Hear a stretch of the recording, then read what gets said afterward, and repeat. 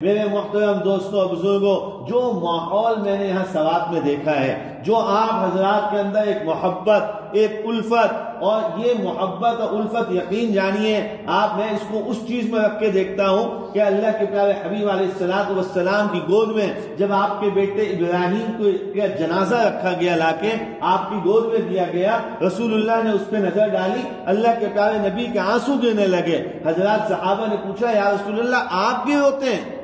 یعنی آپ کو بھی غم ایسا؟ تو رسول اللہ نے کیا فرمایا، ارے یہ رونا،